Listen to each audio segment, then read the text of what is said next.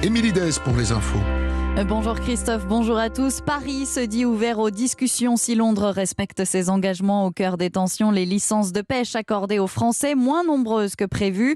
Sur Europe 1, la ministre de la Mer, Annick Girardin, a dénoncé la mauvaise volonté du Royaume-Uni. En attendant un pas des Anglais, la France a durci le ton. 2 navires de pêche anglais ont été verbalisés hier en baie de Seine. Et puis à compter de mardi prochain, les navires britanniques auront interdiction de débarquer des produits de la mer dans les ports français. Les contrôles douaniers et sanitaires seront systématiques, des mesures jugées disproportionnées par le Royaume-Uni. Marine Le Pen est à Alençon, dans l'Orne, un déplacement de soutien aux policiers après les violences survenues dans la ville. Dans la nuit de mardi à mercredi, 13 véhicules ont été incendiés et des policiers ont été ciblés par des tirs de mortier. C'est un échec total du gouvernement de toutes les politiques, a déclaré la candidate du Rassemblement national à l'élection présidentielle.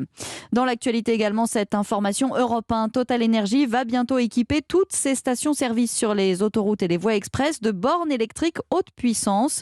L'idée est de pouvoir se recharger en un temps record, coût de l'investissement 200 millions d'euros.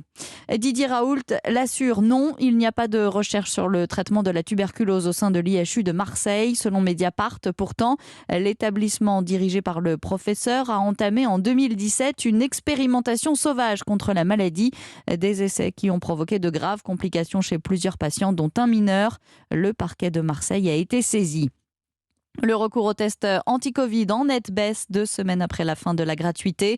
2,3 millions de tests de dépistage ont été réalisés la semaine dernière, soit près de 675 000 de moins que la semaine précédente.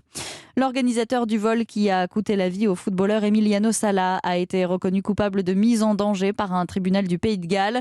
Il risque une peine de prison ferme pour avoir engagé un pilote non qualifié. L'avion privé dans lequel se trouvait Emiliano Sala s'était abîmé dans la Manche le 21 janvier 2019. Les TGV Atlantique circuleront normalement ce week-end. Les syndicats ont décidé de lever l'appel à la grève après de nouvelles négociations avec la direction.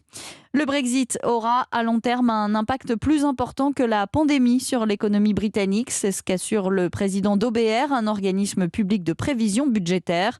La sortie du Royaume-Uni de l'Union européenne réduira le PIB d'environ 4% selon des estimations.